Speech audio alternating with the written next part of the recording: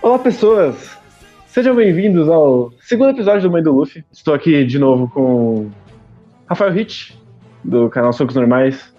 Fala aí, cara. Fala, pessoal, e mais um volume muito melhor do que eu me lembrava. Basicamente, o que mais me chamou a atenção é que o Oda meio que já direcionou o que ele quer fazer com esse mangá. No primeiro, a gente falou que a gente não sabia muito bem, deixou um pouco aberto as coisas. Eu acho que nesse segundo volume ele já meio que... Olha só, eu vou tratar disso aqui, nesse mangá. E fiquei com essa impressão, pelo menos. Sim, eu acho que essa coisa do... Isso aqui foi melhor do que eu lembrava, vai ser uma constante, pelo menos até o Don Krieg ali. Sim. Talvez o Don Krieg seja melhor que eu lembre também. Eu acredito que não. Não sei, eu realmente essa parte eu não lembro muito bem, pra ser sincero. Mas antes de começar, recadinhos. A gente já tá no Spotify, a gente já tá no iTunes, então se você não quer ouvir pelo site, pode ouvir onde você quiser já. Tá na porra toda. Não deve estar no Deezer ainda, mas ninguém usa o Deezer. Então, e mais um recadinho. A gente tem um e-mail agora pra você mandar mensagens quando a gente errar algum nome de personagem. Tipo o programa passado que eu chamei a Tashigi de Kuina. Então você pode mandar e-mail corrigindo a gente. E o nome do e-mail é Mãe do Luffy Podcast, @gmail. Então você pode corrigir a gente. E o pessoal já queria que... Não, faz de vários volumes. Calma, gente. Sem pressa.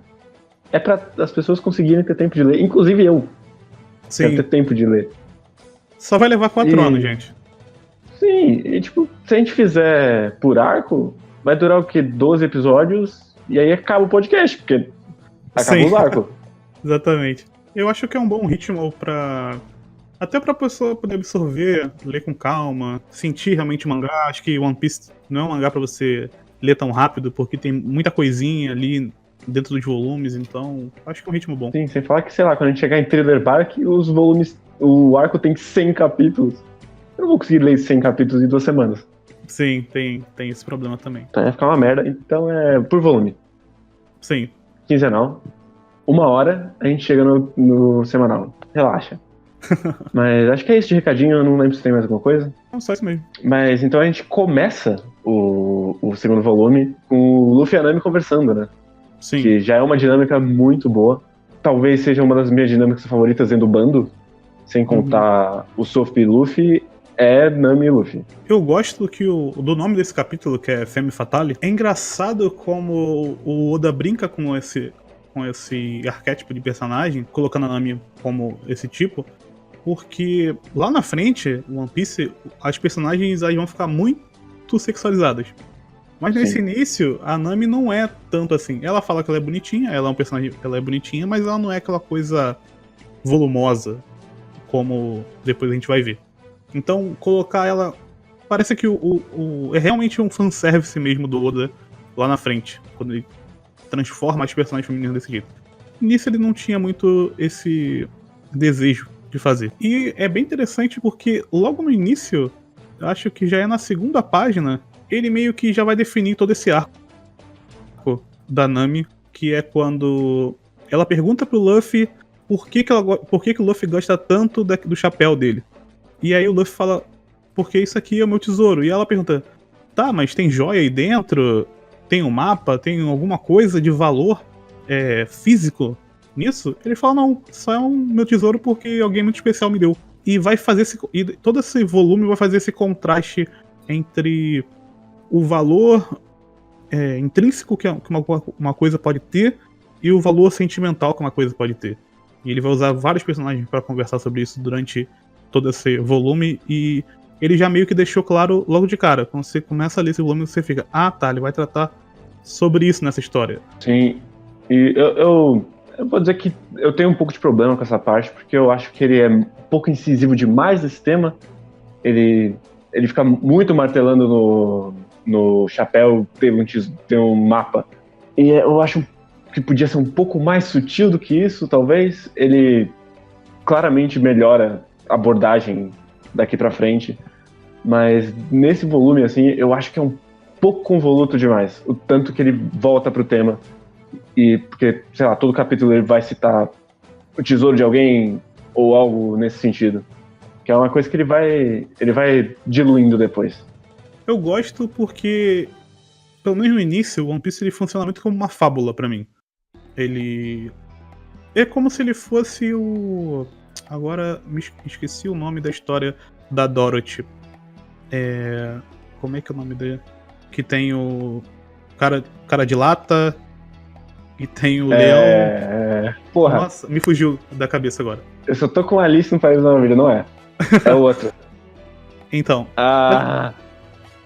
Ele... Calma aí. Agora eu vou precisar... É Mágico de Oz, porra. Isso, Mágico de Oz. Essa parte pra mim funciona muito como Mágico de Oz. É uma história bem linear, que o Oda vai contar agora, com uma mensagem moral no fim. Eu acho que o Oda... E mais pra frente, principalmente lá na saga do Wally Cake, a gente consegue perceber o quanto ele conhece essas fábulas e quanto que ele vai usar isso mais pra frente. É bem aquela coisa bem Disney mesmo. Então, eu gosto disso no início do Oda, porque ele tá trabalhando isso bem devagar e ele tá colocando isso em várias vezes, mas ele coloca de várias formas diferentes. E aí vai entrar no que a gente já tinha falado no primeiro cast, que é o Oda falando politicamente sobre cidades, e aqui ele vai voltar novamente a falar politicamente sobre cidades, só que com uma abordagem diferente.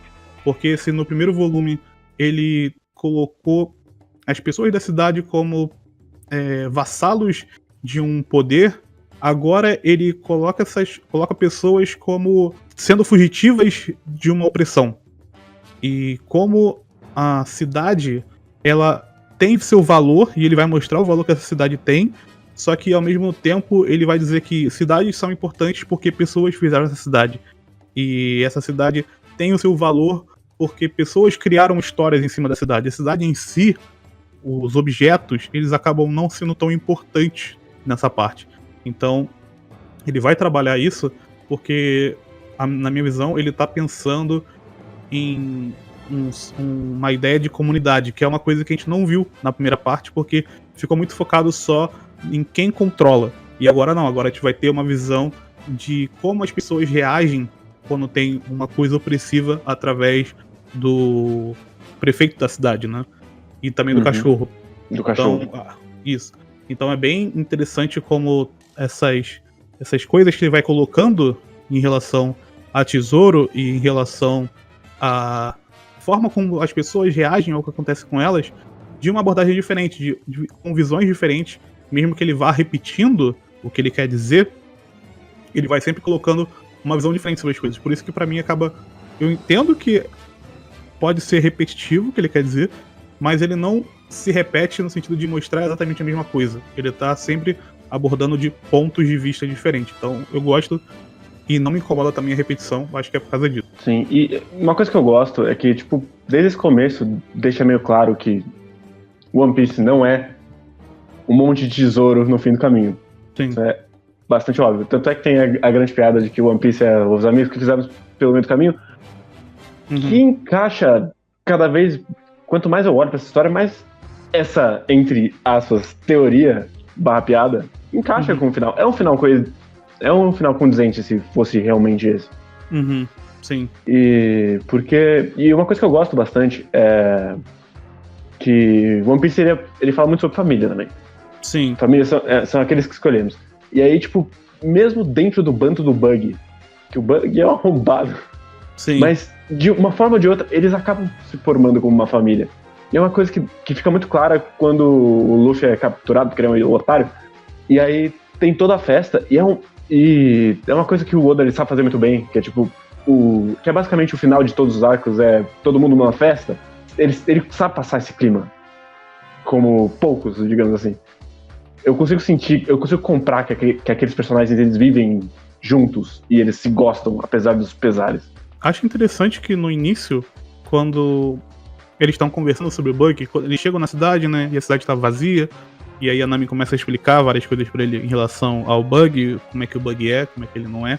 E eu gosto dessa parte porque o Bug é apresentado como um cara muito perigoso. E aí, na primeira cena que o Bug realmente aparece, você fica assim. E tem umas piadinhas que a gente acaba meio que perdendo por causa dos trocadilhos que eles fazem com o japonês, que no português não funciona muito bem. Eu vou dizer que a versão da Viz adaptou muito bem, então eles colocaram piadas.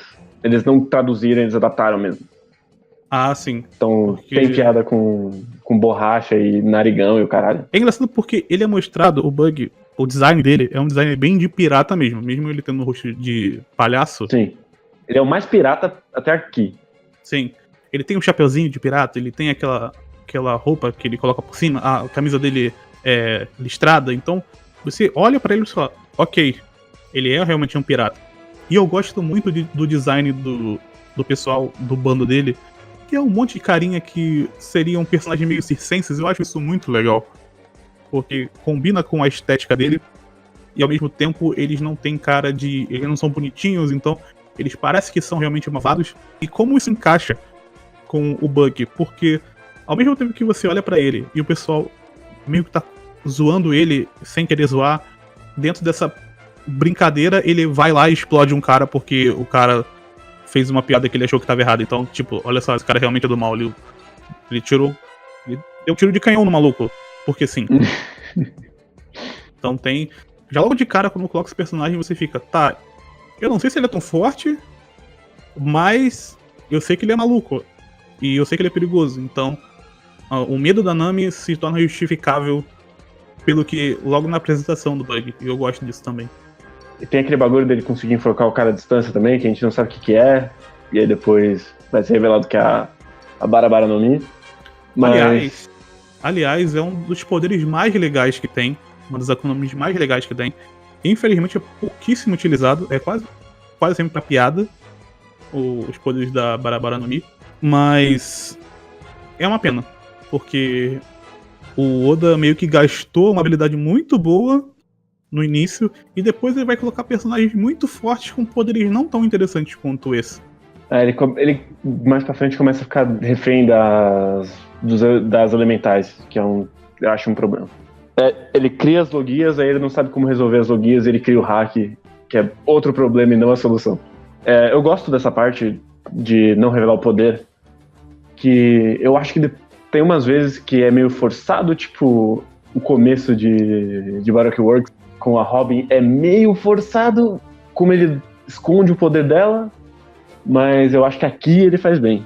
Eu gosto porque essa parte do mangá vai bem rápido no sentido de que é um volume que acontece muita coisa. A gente tem a Nami sendo mais colocada na história, a gente tem o Bug, tem o Luffy sendo preso, tem a luta do Luffy contra o cara do Domador das Feras, depois tem a luta do Zoro contra o carinha que também é um espadachim. Abaixo. E tem ainda toda a dinâmica do pessoal da cidade, que meio que é sintetizada no cachorro e no prefeito.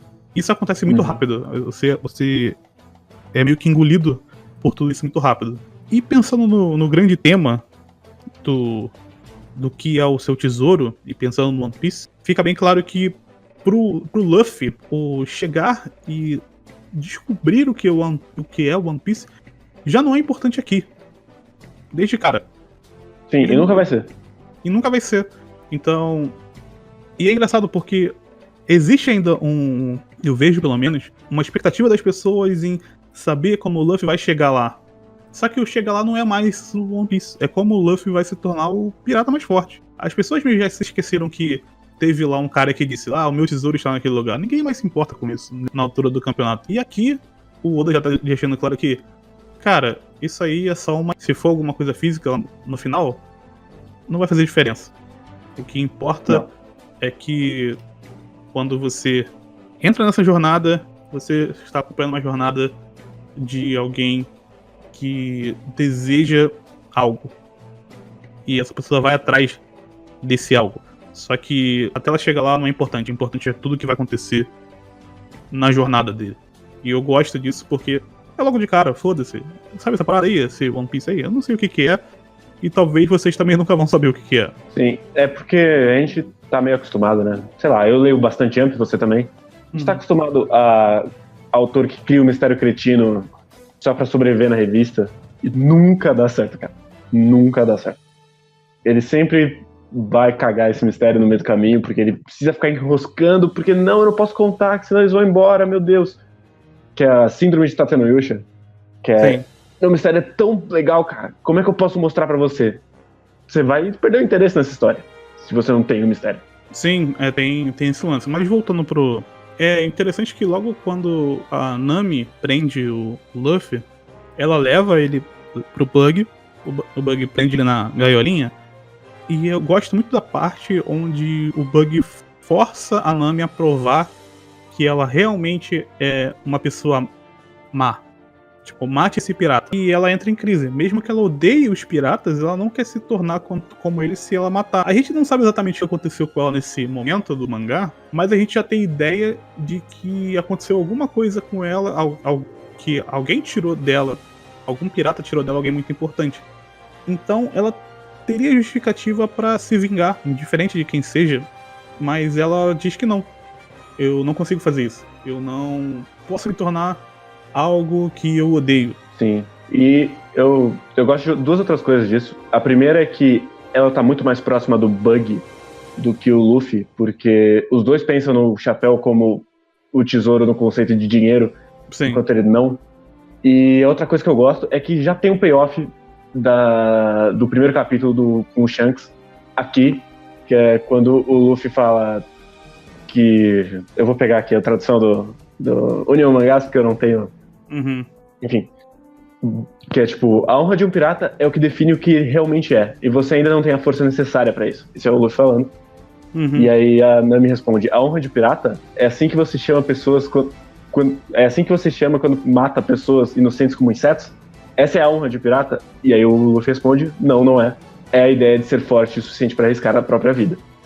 Que é o payoff pra por que ele não podia ir pro mar enquanto criança no capítulo 1. Então o Oda ele já traz isso de volta e cria mais peso no personagem do Luffy, que até aqui ele só é mostrado como um idiota. Sim. Então ele mostra que tem mais nesse personagem do que só uma camada, mesmo que ele vá usar mais a primeira camada de idiota. Esse personagem ele é mais do que isso. Ele também vai trabalhar um pouco com o Zoro pra meio que estabelecer o que esse personagem vai fazer.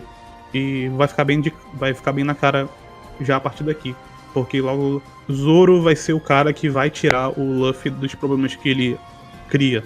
E isso vai se repetir várias vezes nessa primeira parte do mangá, até o time skip. Isso acontece várias vezes.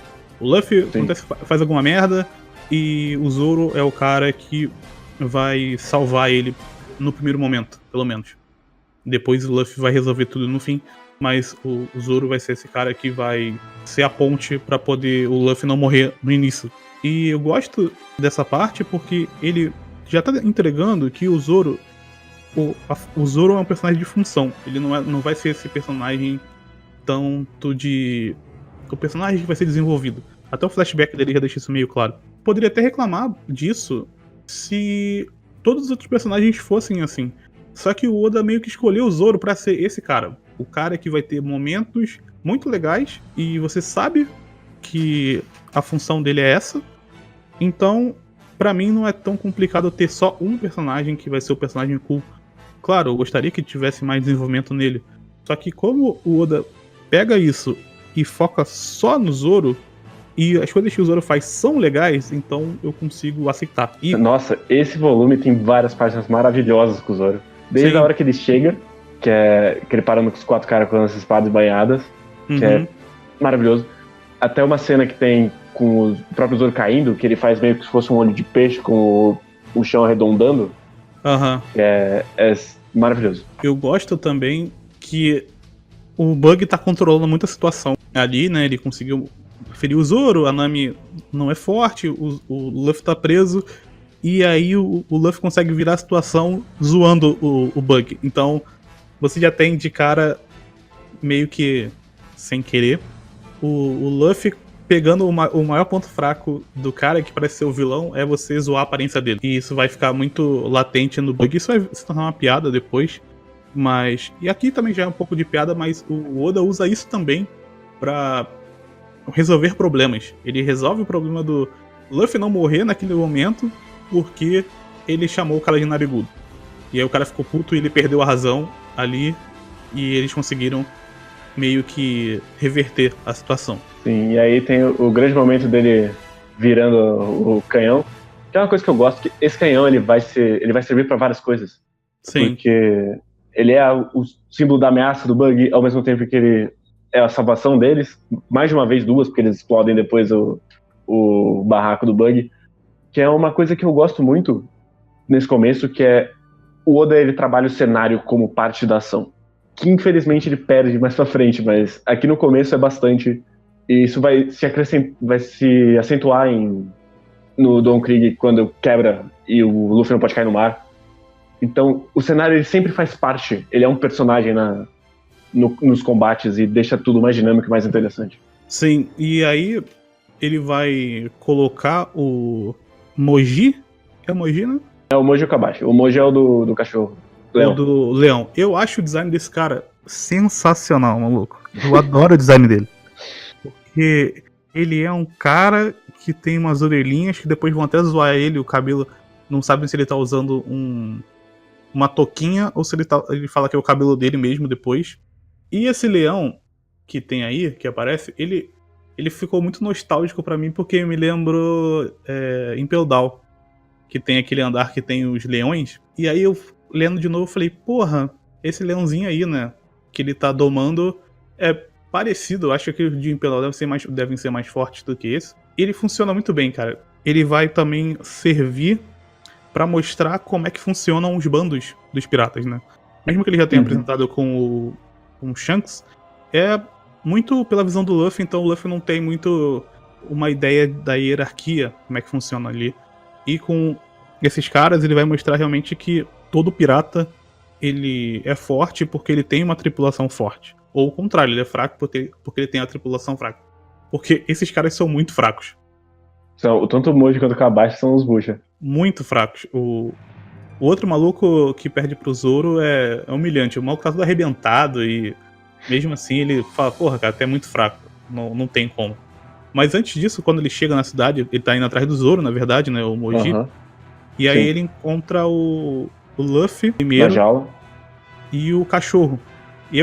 Inclusive tem uma piada maravilhosa da Chave com o cachorro engolindo, que é... Isso que é chegar nesse ponto, do cachorro comendo a chave. Porque eles começam a brigar, cara. O Zoro e o Luffy e o cachorro começam a brigar com o Luffy dentro da jaula ainda. Da jaula. E eles brigando, cara, é muito bom. E o Oda muda muito a cara dos personagens. O Zoro tá tudo arrebentado ali no chão, mesmo assim ele fica puto. E aí ele grita, e quando ele grita, o sangue dele, do corte ali, começa a espirrar. E aí ele cai no chão porque ele não tem mais forças. Isso é muito legal, essa dinâmica toda é muito legal. E culmina com a Nami tentando entregar a chave ali pra eles, porque ela... Tá, eu tenho uma dívida aqui, vocês são piratas, eu odeio piratas, mas eu tenho uma dívida aqui com vocês, porque vocês me salvaram. Então, você vai vendo que a Nami é um personagem diferente dos outros que a gente tá sendo apresentado até agora. Ela não é tão preto no branco como é o caso do Luffy e também do Zoro. Ela já é um personagem bem mais ambíguo, bem mais interessante do ponto de vista narrativo. É que, tipo, se tem uma coisa que eu reparei, principalmente depois que eu consumi mais, é que o One Piece ele tem muito de Lupin. Então, o Luffy é muito o Lupin, ao mesmo tempo em que a Nami é muito a Fugico. Sim. E o Zoro é meio que uma mescla do Goemon com o Daisuke Jigen. Então ele meio que serve o papel dos dois, ao mesmo tempo em que o Sanji também vai servir um pouco do papel dos dois. E esses quatro, eles são meio que as mesmas dinâmicas do quarteto principal de Lupin. E a Fujiko é o personagem mais interessante, é o personagem com mais camadas, o mais diverso, mais tom de cinza. do Lupin. E realmente dá pra ver que ele puxa bastante desse clássico da animação japonesa. Ah, interessante. Eu não tinha feito essa ligação, mas realmente ela faz sentido. Eu gosto que depois o Oda vai inserir lá o prefeito. E o prefeito, ele vem de uma forma que pra mim é muito inesperada. Porque eles estão discutindo ali, ele é o cara que voltou na cidade pra alimentar o cachorro. Que coisa esquisita. Eles não estavam fugindo. E aí ele vai fazer a explicação do porquê o cachorro tá ali. Por que o cachorro não fugiu junto com eles? Porque eles não conseguem levar esse cachorro. E aí eu acho que isso cria um pouco mais de peso pro momento. E aí vai ser uma coisa que o Oda faz muito bem, que é manipular os sentimentos com histórias tristes. Sim. E eu geralmente não me importo muito com essa coisa de nossa, olha como essa história é triste. Só que ele faz de um jeito tão sensível. Primeiro que ele usa um animal, então já me ganha aí. Que é mais fácil pra mim me sentir tocado com a história de um animal do que de uma pessoa. E tem muito aquela coisa daquela história. Essa história lembra muito aquela história do cachorro, daquele filme do cachorro que ele vai todo dia, ficava lado. Isso, sempre pra ser pro seu lado. Então, quando você vê essa história, você já liga automaticamente com a outra. E eu acho até que bebeu realmente disso. E o fato do cachorro segurar um local, ele tá ali defendendo um local, é porque esse local remete a uma pessoa que ele gosta muito. E é meio que o que sobrou dessa pessoa, foi um lugar. Então, esse lugar é o tesouro do cachorro porque remete a uma pessoa que ele gosta. Não é exatamente a construção que é importante. O que é importante é o que essa construção lembra pra ele. O tesouro dele é essa lembrança. E isso vai ficar bem claro depois que é o lugar destruído, porque o cachorro fica na moralzinha lá, mas a história deles ainda tá lá. Ainda existe, mesmo que o local tenha sido destruído. E é interessante ele usar um cachorro pra falar sobre isso, sobre você tá preso a um lugar e depois você se desligar desse local, porque os locais não são tão importantes, mas sim a história. E quando você pensa, porra, mas ele usou a história de um cachorro pra contar isso, velho. Tipo, eu fiquei, tá, isso é interessante. É uma história clichê, mas, porra. Quando ele troca a perspectiva de um humano pro cachorro, ela ganha novos ares, digamos assim. É. Porque, sei lá, podia ser uma criancinha. A história ia ficar muito pior se fosse uma criancinha. Sim. Mas só queria fazer um destaque que a gente tá falando do capítulo 12, e esse capítulo é inteiro colorido. As 20 páginas desse capítulo são coloridas. Cara, capítulo 12. O Oda era um novato. Porque eu não sei como é que foi a repercussão na época, que isso é One Piece, que faz muito tempo. Eu também não, porque tem aquele mito de que o One Piece só estourou de verdade em Alabasta.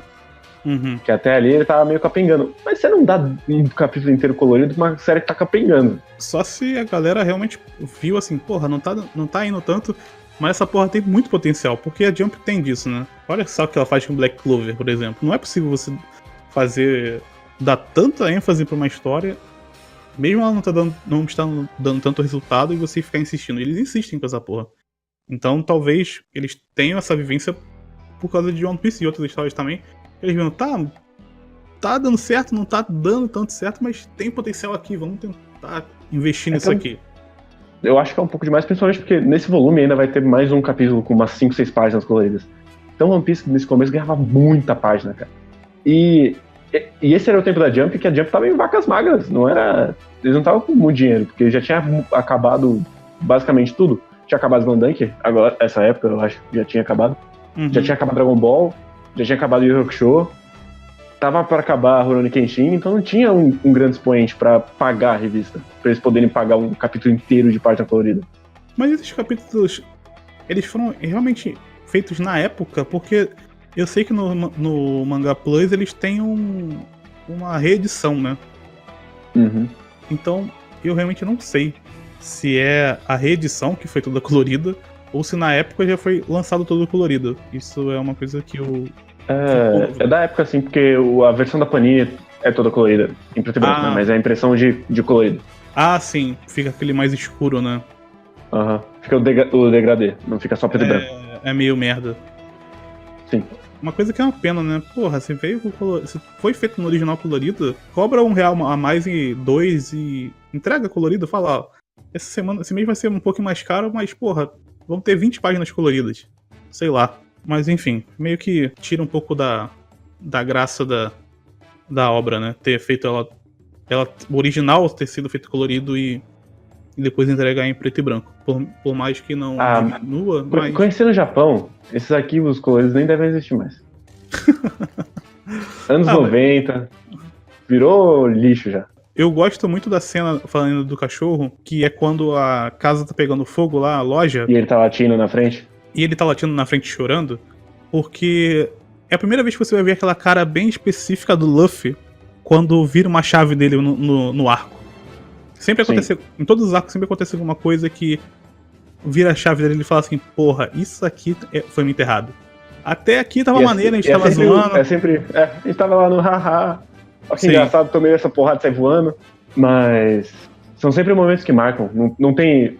Eu acho que eu não lembro de alguma vez em que o Oda fez isso e as pessoas falam, sempre é o momento, aí caralho, agora vai. E aí depois que ele dá aquele golpe giratório no leão, tem uma página que é ele com a cara muito puta e falando assim, você vai pagar pelo que você fez agora, desgraçado.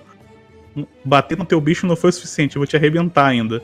E tem as veias dele na testa, e é muito icônico isso, porque você tá muito acostumado com aquele design dele, me lembra até One Punch Man, que o Miura brinca muito com... Miura não, sempre confundo o nome dele.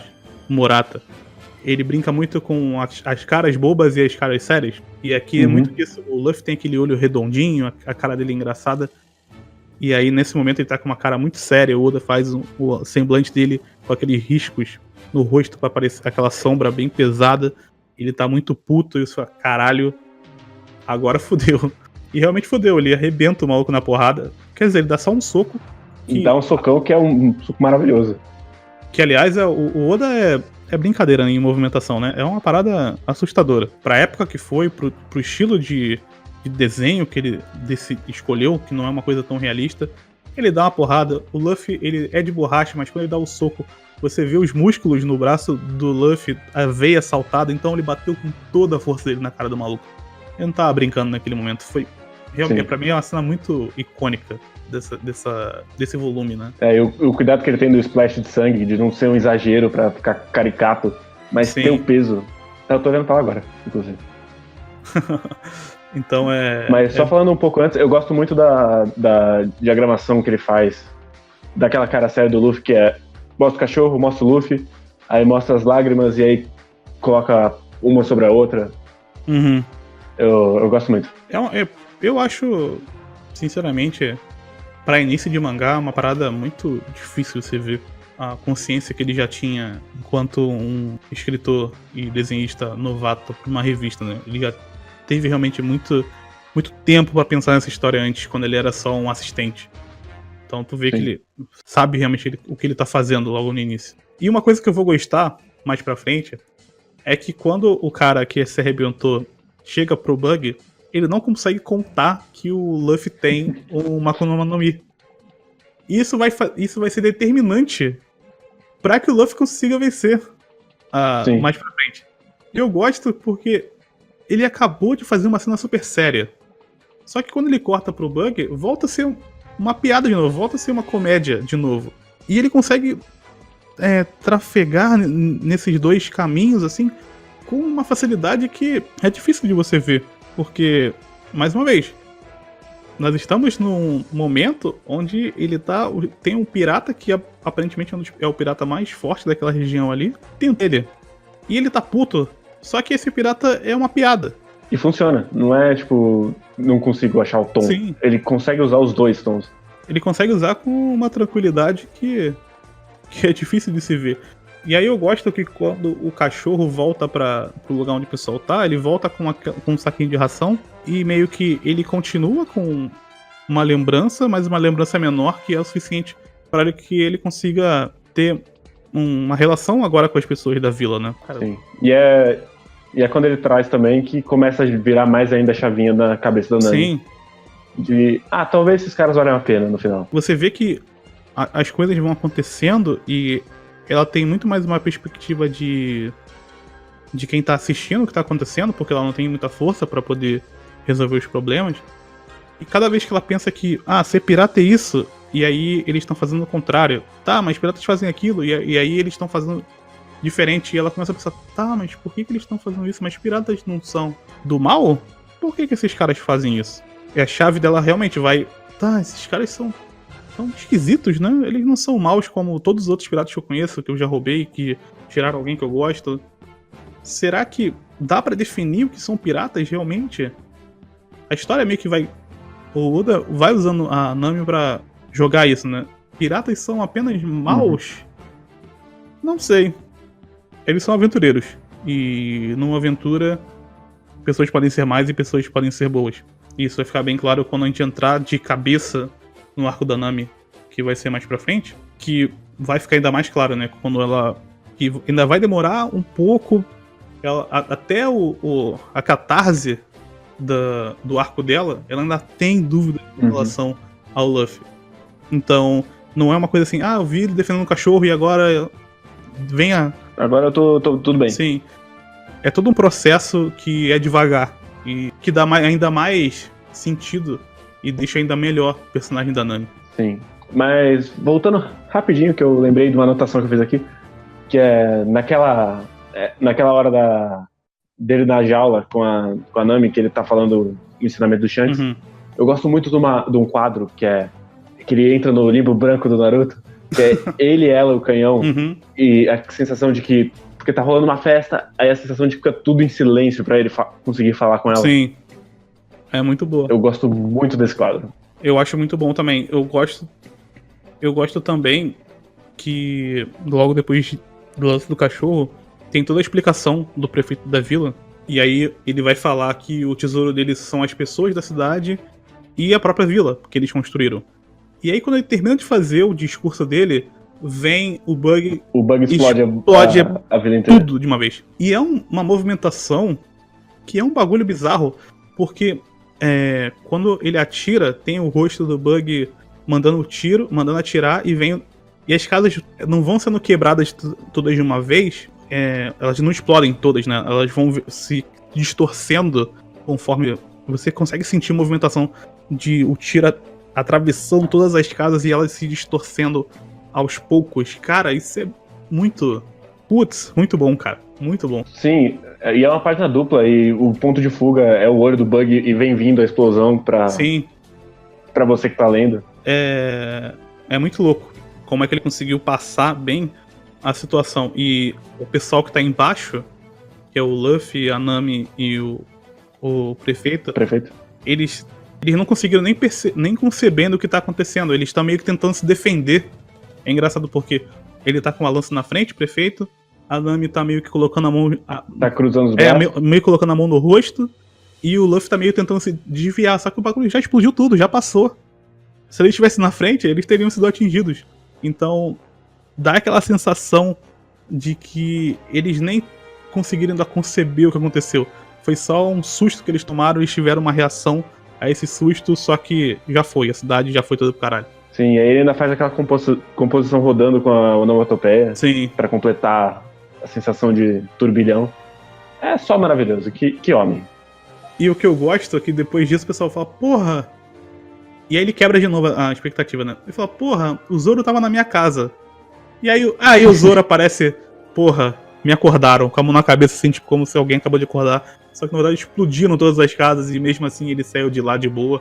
E eles colocam essa história do Zoro ser um cara que se recupera só dormindo, mesmo com um corte enorme no lado do corpo. E tá, ele se recupera assim. E é assim que ele vai se recuperar, foda-se, se faz sentido ou não. É só assim. Você tá num mundo de quase uma fábula, então você não precisa se preocupar com como essas coisas, com a realidade, com a ciência real. Ele deixa claro, ó, tem um cara que luta com 3 espadas e uma dessas espadas segurando com a boca. Então, porra, talvez dormir e se recuperar não seja nenhum problema, né? Eu falei que aí o prefeito decide fazer o seppuku, basicamente, que é uma coisa muito japonesa, de vou morrer porque pela honra. E é isso. E é mais uma vez ele usando o outro personagem pra colocar mais uma coisa que ele colocou no início, né? Que foi o lance da honra. E colocar em perspectivas diferentes. Porque a ideia de honra do Bug é uma, a ideia de honra do Luffy é outra, e a ideia do prefeito é outra também. Então, o que é honra? Ele não responde nesse volume. Eu acho principalmente interessante que o cara que vai morrer pela honra é o idoso, pensando no Japão enquanto estrutura e Segunda Guerra e tal.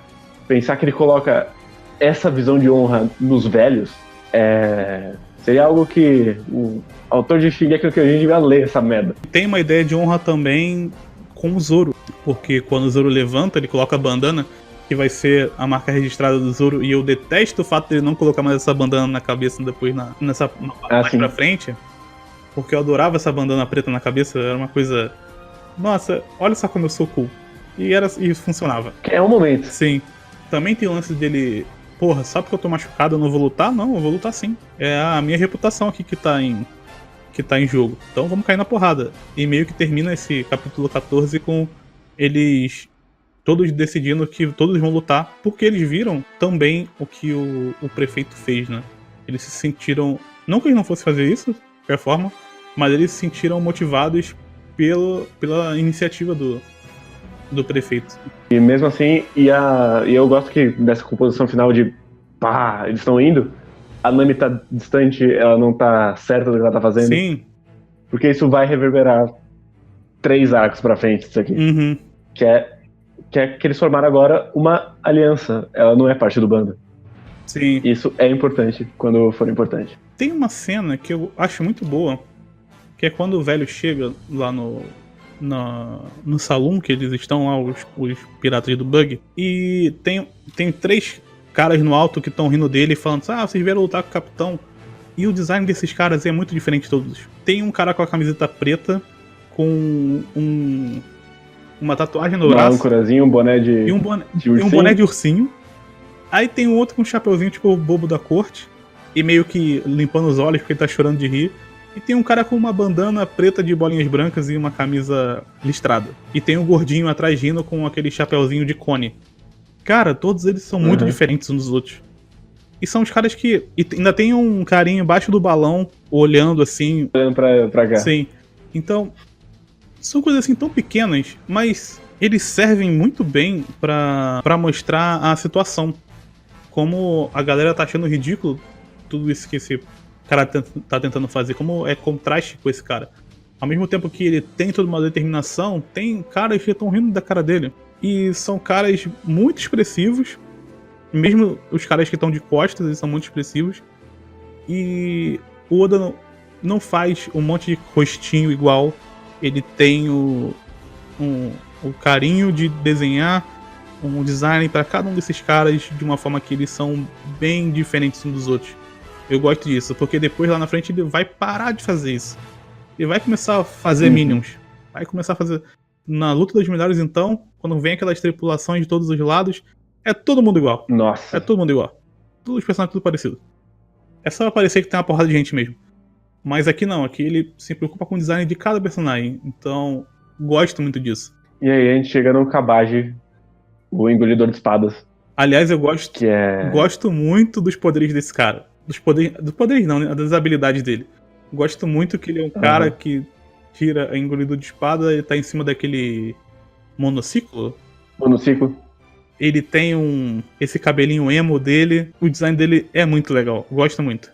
E chama de acrobata, né? Ele não é exatamente engolidor de espadas. Então, ele pega várias coisas circenses e coloca no personagem só.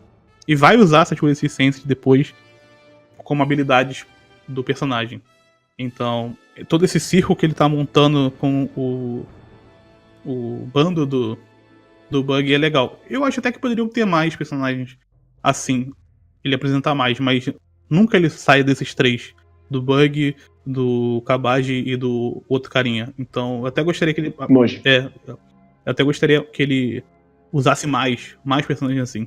É que eu acho que pelo menos nesse começo aqui, ia dar uma enxada, botar mais alguém. Porque mais pra frente ele vai fazer 1 contra 1 sempre, né? Só que aqui, como a Nami não é ainda uma da tripulação, faz até sentido serem menos mesmo. E aí o Luffy já enfrenta dois, e botar o Zoro pra enfrentar dois também, não ia ter o final cool dele caindo. Faz sentido. Mas aí a gente tem o callback da enforcada, que agora a gente já sabe qual é o poder dele, então ele pode mostrar a mão. Sim. E aí tem o papo do tesouro e tal. Sim, é legal que... E aí chega o nosso querido Luffy, mas pode falar. Mas eu gosto dessa parada do desejo do Bug. É diferente do desejo mor dos piratas. Porque ele não tá atrás exatamente do One Piece. Ele tá atrás de tesouros. Ele quer ir pra Grand Line. Sim. Porque ele quer se tornar muito rico. E ter essa grana pra ele que é a parada pra ele. Não é exatamente um sonho muito distante de uma jornada como a história do Luffy. Ele não, ele é muito mais pé no chão. Eu quero ir pro lugar pra roubar muita gente, pra ficar com muito dinheiro e depois viver a minha vida do jeito que eu quiser, com esse muito dinheiro. E é só isso. Esse é o desejo dele. E ele nunca vai conseguir. Eu sinto falta do Bug, cara, vou ser sincero. Ele aparece... agora ele é o Shichibukai, né? Sim, ele aparece... uma hora ele volta. Algumas vezes, mas depois de Impel Down nunca mais é a mesma coisa. Então vai ter, basicamente, depois disso tem o tiro, né? E aí a gente conhece uma nova habilidade do Luffy, que é a Fuzen, que é uma das que eu mais gosto do Luffy, logo de cara, porque ele ter pensado em segurar a ar pra virar um tipo de... pra atirar as coisas de volta é engraçado, porque como ele é de borracha, ele não precisava fazer isso. Era só deixar pegar nele e ele ser com elasticidade e bem mais pra trás e funcionar como um tipo de estilingue, né? Só que sim, o Oda, mais uma vez, quebra a expectativa fazendo ele ter um poder meio escroto que é bastante efetivo pro que ele quer fazer. E uma coisa que eu gosto é que ele não tem controle nenhum desse poder. Ele só infla e do jeito que bater, volta. Sim. Porque isso vai reverberar depois. E várias vezes, inclusive. Porque depois ele melhora esse balão pra ele ter controle de pra onde vai o quê. Sim, é engraçado até quando tem aquele flashback lá na frente deles treinando, que é engraçado porque você vê que o Luffy, ele mais se acha forte do que ele realmente é forte. Ele criou algumas habilidadezinhas ali, e pra ele aquilo já é o suficiente pra se tornar o rei dos piratas. Tu não vê que é eu vou aqui aprender e ficar mais forte. Não, ele acha que eu só preciso juntar uma galera, a gente vai navegar e vai dar tudo certo. Só preciso de pessoas pra isso, pra ter uma galera comigo e... só umas 10 pessoas. Sim, e tá tudo certo. Só preciso de um cozinheiro, de um músico, uma navegadora e é isso. Tá tudo bem. A gente vamos ser mais fortes porque é um sonho muito bobo o do Luffy, muito ingênuo. Eu gosto disso, porque o sonho dele é muito ingênuo. Ele acha que já tá resolvida a situação. Ele só tá caminhando e deixando as coisas acontecerem. É só uma questão de tempo. Sim. Mas outra coisa que eu gosto, que é, né, finalmente, é basicamente uma história em 3 atos, só o canhão. Uhum. Que ele é apresentado, ele explode 2 coisas. Primeiro pra demonstrar o poder dele, depois pra diminuir a força do Luffy em perspectiva, e aí ele é usado pelo próprio Luffy pra virar o jogo e basicamente derrotar o resto do bando inteiro do Bug. Sim. Ele meio que bota esse canhão pra... Ele economiza uma porrada de lutinha que não faria sentido com um canhão. Dá o tiro e foda-se. Sim. Aliás, o capítulo 16 também é colorido, né? É, né? Metade dele é colorido. Quase. Cara, nesse capítulo 16... eles vão lutar contra a galera, porque a galera meio que usa... Eles dão um tiro, aí o Luffy dá ricocheteia o tiro, e aí o Bug usa a galera como escudo, né? Sim. E o Kabaji usa o leão. E aí vai ter uma cena que eu acho foda, que é quando ele joga o carinha das feras, o Bug joga ele pra frente porque ele fica puto, falando, porra, você sabia que ele tinha esse poder, você me falou? E aí ele joga ali pra frente e o Luffy dá uma bicuda nele, cara, que o Oda fez aquilo ali só pra mostrar, olha só como é que eu sou foda. Olha essa cena aqui. Olha essa bicuda aqui. E o cara já tá derrotado, tá tudo fodido. O chefe dele jogou ele pra frente e ele toma uma bicuda tão bem dada na cara, velho. E é tão legal essa cena de bem feita. Ele vem, o Luffy chuta ele pra frente, na mesma direção que ele já tava indo. Porra, é muito boa. Muito boa mesmo. Mas o Oda não sabe desenhar luta. Mas isso é realmente uma... Eu nunca realmente não vi. As pessoas reclamam disso? Que o Oda não sabe desenhar luta? Isso é nova pra mim. Sim. Que luta de One Piece é tudo ruim. Só fica bom em CP9 pras pessoas. Porque eu escuto muito isso de Fullmetal Alchemist.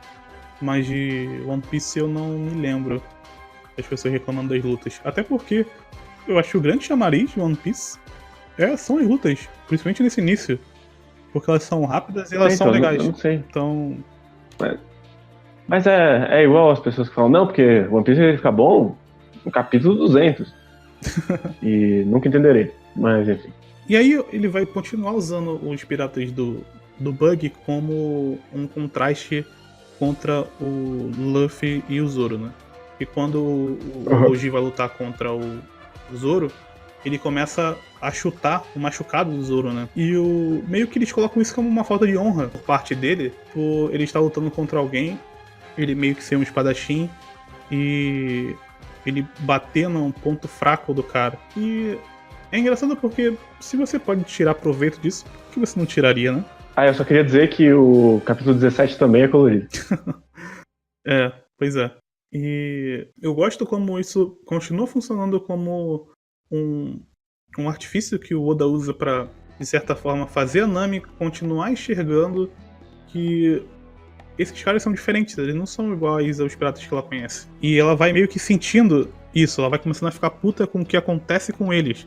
Até esse ponto ela tava só assim, esses caras são um pouco diferentes, mas agora ela tá começando assim, porra, eles são diferentes e estão cometendo injustiças ainda contra eles. Por que você não luta direito? Por que você tá chutando o machucado dele? Isso não tá certo, cara. Então continua nesse processo de transformação da Nami, também mostrando uma luta do Zoro, que é uma coisa que vai ser difícil de ver mais pra frente, uma luta do Zoro tendo algum significado além de não ser ele sendo muito foda. Tem a Alabasta. Sim. Que eu consigo pensar só. E não, tem Logital também. Logital não.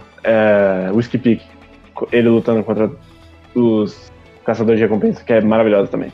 Mas aí a gente tem essa luta maravilhosa em que o Kabaji manda você vai me dizer que vai perder só por causa desse cortinho? Ele fala não, e ele abre o corte mais. Ele fala que... É maravilhoso. Que ele fala que ele vai mostrar a diferença entre os dois, mesmo estando fudido, né? Uhum. E é meio que pra te mostrar assim, olha só, esse cara é realmente muito forte, esse tal de Zoro aí, não é só história não, ele é forte mesmo. Eu gosto que o Oda vai definir ele como forte, vencendo uma luta com ele mais fraco. É um clichêzão, mas mais pra frente o Oda não vai saber usar isso tão bem. Então eu acabo valorizando ainda mais essa parte, porque ele pensar nisso e mostrar que esse cara é muito forte, mas mesmo assim ele é ferido, só que como ele é um espadachim, basicamente um samurai, ele não desiste. E ele acaba sendo até mais forte quando ele tá machucado, pela perseverança que ele tem. E isso vira uma característica muito forte do personagem. Mais pra frente, todas as lutas dele vão ser muito sanguinárias e vão ser muito difíceis, e ele sempre vai vencer tudo arrebentado, praticamente todas as lutas. Isso vira uma marca do personagem, e ele já cravou essa marca no segundo volume, de 200. E aí a gente também tem já a Nami basicamente aceitando eles ao ponto que ela nem quer ver mais o final da luta. Sim. E aí ela já bota a máscara de volta de Ladra e fala, vai, não é como se eu me importasse com vocês, eu vou só roubar ali. Sim. É legal porque a Nami, ela se apresenta de cara como uma personagem que engana. E nesse ponto, ela tá se enganando já. Ela tá tentando mostrar que, na verdade, ela ainda continua só com os interesses dela, mas eu acho que talvez ela nem tenha se tocado ainda que esse encontro que eles tiveram transformou ela de alguma forma. Ela não tá mais enxergando as coisas da forma que ela enxergava. Então ver também essa transformação dela nesse ponto de que ela começa o volume como alguém que odeia completamente os piratas e ela agora já tá começando a se importar com dois piratas que ela conheceu há pouco tempo, mas ela viu que eles são diferentes. Então, é interessante. E aí a gente tem o final com o ataque bolinho de arroz. Que é a primeira vez que ele usa ataque, e esse ataque é foda até hoje. Ele usou 2 capítulos atrás, continua foda esse ataque. Porque ver o personagem explodindo em sangue e ele parado com um close na frente dele é sempre um ótimo momento. É muito bom, né? Esse golpe dele é muito bom. E a cena que tem nem é uma página dupla, né? É só uma página. Não. Mas... Ele economiza bastante em página dupla nesse começo. Sim. Eu gosto muito. Mas você consegue sentir o movimento, né? Mesmo que seja já a parte final, as linhas de movimento que ele coloca em volta, você sente que ele veio e cortou o maluco com 3 espadas. E eu acho até legal porque são 3 espadas realmente, porque tem 3 faixas de sangue, assim, jorrando, né? Sim, ele toma cuidado de botar os 3 splash, cada um numa direção. Sim, ele tem esse cuidado pra mostrar que realmente ele cortou. É até meio, assim, se você pensar em fisicamente, até meio esquisito ele ter conseguido cortar com a boca nesse momento, não ter cortado o cara ao meio e chegar do outro lado. Mas, enfim. Eu não me importo. É isso, exatamente, eu não me importo. Mas é engraçado você... E ele vence a luta e cai no chão e fala: cara, eu vou dormir. E ele fala: beleza, dorme aí. É muito bom isso. Porque realmente vai começar a batalha pra valer. E aí é até meio triste, porque fecha o volume, que é o 17, né? Fecha o volume com eles se encarando e quando vai começar a luta, acaba o volume. Aí fica, porra, agora tem que ler o 3, né? Não, e inclusive acaba com uma citação ao Shanks. Sim. Eu imagino quem leu na época ficou, meu Deus, o que? O Shanks? Eu conheço esse cara? Ele fala, né? Aquele insolente ruivo. Ele é ruivo! Nossa, o cliffhanger é desgraçado, né? Fica assim, puta merda, sim. Agora tem que ler o 3 pra ver o final dessa luta e o cara conhece o Shanks ainda. Como é que esse maluco conhece o Shanks? Enfim, vai ficar pro próximo. Vai ficar pra daqui a 2 semanas. Mas eu quero voltar na grande sacada desse volume pra mim, que é o lance do desejo, que é... O Oda, ele meio que... ele coloca coisas no mangá e eu gosto porque One Piece é um mangá que tá sempre dizendo muitas coisas e ele dizer logo no início do mangá, mesmo que a mensagem desse primeiro início seja uma mensagem bem simples, muito, muito, muito otimista, porque o Oda é um cara muito, muito, muito otimista. Até hoje ele é um cara muito, muito otimista. É até uma coisa que às vezes me incomoda um pouco, o quanto esse cara é otimista, mas aí pra mim acaba fazendo sentido, porque eu vejo como uma grande fábula, então tem que ser muito otimista, não é uma fábula dark, é uma fábula. Então acaba sendo realmente um final muito otimista, mas pensar em tudo que ele coloca e como sempre ele se importa em não mostrar apenas um lado da situação, como ele não é um cara preto no branco, mesmo que o Bug seja um cara muito do mal ali, nesse momento, é porque o Bug, na verdade, não é tão importante nessa parte. O que importa é toda essa dinâmica pra apresentar coisas pra Nami, e a Nami é muito importante nessa parte. Os outros personagens não são tão importantes assim. O que é importante é como a Nami tá enxergando toda a situação e como isso vai transformar a personagem. Então, por isso que eu acho que o lance do desejo, do seu sonho ali e o que você quer é muito importante nessa parte. E volto lá pro início desse volume, porque a Nami tem um desejo muito grande, que é de comprar uma ilha, que a gente não sabe exatamente o que é nesse momento, ou por que ela quer fazer isso, mas conforme a gente vai prosseguindo com a história, a gente vai vendo que ou meio que fica um contraste com ela querer muito dinheiro, e são apresentadas várias histórias de que dinheiro não é tão importante assim. Quem quer dinheiro são esses caras do mal. Por que você quer dinheiro? Dinheiro em si não vai te dar nada do que você realmente quer. De coisas que são substanciais. E principalmente porque é bastante dinheiro, porque são 100 milhões. Sim. 100 milhões, o Luffy começa a valer só depois de CP9. O quanto o dinheiro ele vale bastante. Ele é importante. Porque, bom, a gente tá aqui em perspectiva, né? Eu não sei quem ouve aqui e ouve o Vigilância Sanitária, mas uma das discussões que eu trouxe é que Tate no Yusha traz muito dinheiro como conceito e ele não usa pra nada. One Piece, o conceito de dinheiro, ele serve muitas funções. Ele deixa bastante claro o quão difícil é a jornada que a Nami se enfiou pra comprar a vila enfim, vamos deixar assim. Sim, e como isso tá intrinsecamente com a felicidade, né? Ela acha que vai conseguir a felicidade dela comprando essa ilha. Então, tudo que ela faz, tudo que move ela é o desejo que ela tem de fazer aquilo. Então, como isso é importante pra essa personagem.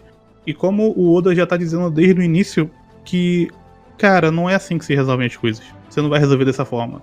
E realmente não vai resolver dessa forma. Sim. E é interessante pensar que o próximo vilão do arco também quer dinheiro. Sim, ele tem tem um Oda comunista ali, sabe? Tem tem um carinha ali que... Porra, tem muito Oda comunista. Tem uma coisa assim. O grande vilão maior é o governo. Sim. Então, ele tá, nesse momento, plantando isso. Pegando uma personagem que que tem mais ali substância até o momento, e dizendo pra ela, olha só, essas coisas aqui elas não são tão importantes assim. E você vai ter que ver de diversas perspectivas que isso não é importante pra você conseguir mudar. E é isso que vai acontecer mais pra frente. Mas a forma com esse caminho, como várias pontas ali, por isso que eu acabo falando que pra mim não é tão repetitivo, porque quando você tem esse ímpeto mesmo, às vezes você tem que ver várias coisas acontecendo pra você dizer, tá, beleza, talvez não seja assim que se resolvam as coisas. Então, é muito interessante, é um volume bem legal, dá muita vontade de ler o próximo volume de cara, não dá vontade de parar na metade dessa história. Então, gosto muito.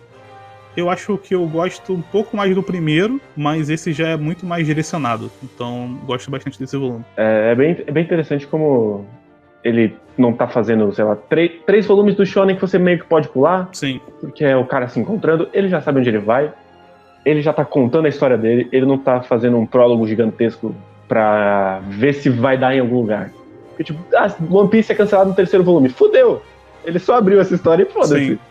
Não tem como ele fechar daqui mais. Ele me faz lembrar do Togashi, porque quando o Togashi começou o Yu Yu Hakusho, ele não sabia muito bem pra onde ele ia, tanto que a história vira meio que outra. Só que quando ele faz o Hunter x Hunter, que já é o terceiro mangá dele, você sabe que, você vê logo de cara que ele sabe exatamente o que ele quer fazer, pra onde ele quer ir. Então desde o primeiro volume do mangá já tem todo o caminho traçado. O primeiro arco já é muito importante. Ele já tem muitas coisas que vão ser importantes pra história, mas é um cara que já tem controle de narrativa, é um cara que já tem muita experiência. Não é um novato fazendo isso. É um cara que já tem muita experiência. É um cara que sacava muitas coisas. Então, quando você vê um novato fazendo isso, já no segundo volume já falando assim, olha só, não sei se vai dar certo ou se vai dar errado, mas a minha história é essa aqui. Comprem vocês ou não, a minha história é essa. E eu acho isso muito bom porque ele te força a comprar essa história, porque ele tá confiando tanto nela. Sim. Como é que você não vai confiar? Exatamente, é um fator que acaba fazendo muita diferença e talvez para pessoas que estão começando a desenhar e escrever acabe faltando um pouco. E também o mercado, aparentemente hoje, tá bem mais cruel do que era antigamente. Tem muito mais gente fazendo também. Então isso vai criando ainda mais. E teve muitas obras que fizeram muito, muito, muito sucesso. Então tem todo esse peso enorme em cima de quem é novato hoje em dia.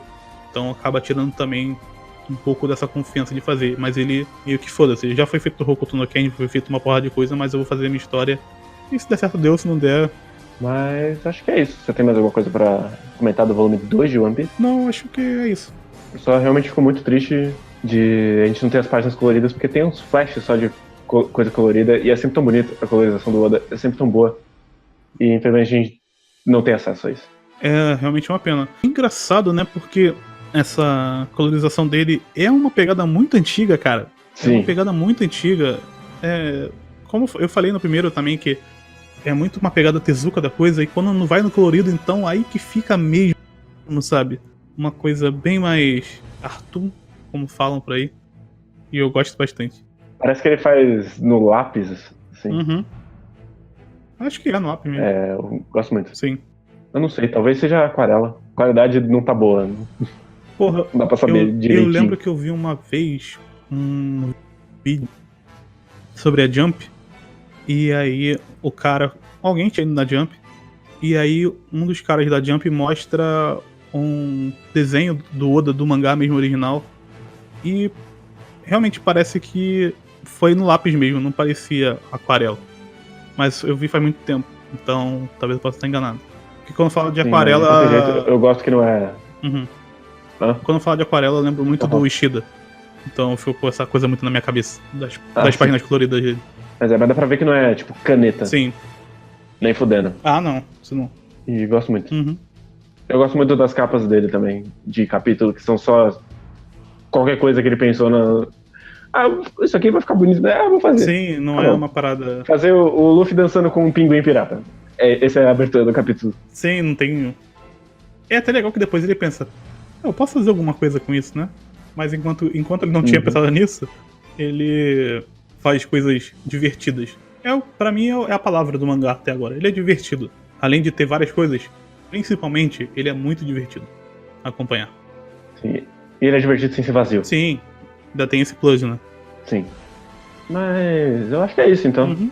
Terminamos o segundo volume. Daqui 15 dias a gente volta com o final do arco do Bug.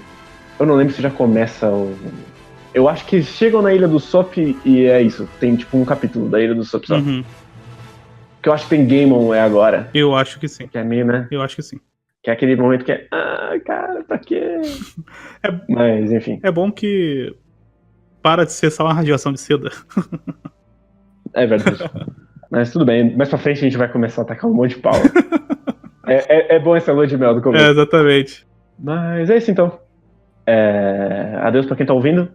Não esqueça de mandar e-mail com o que você tá achando. Você tá lendo pela primeira vez com a gente? Tá relendo?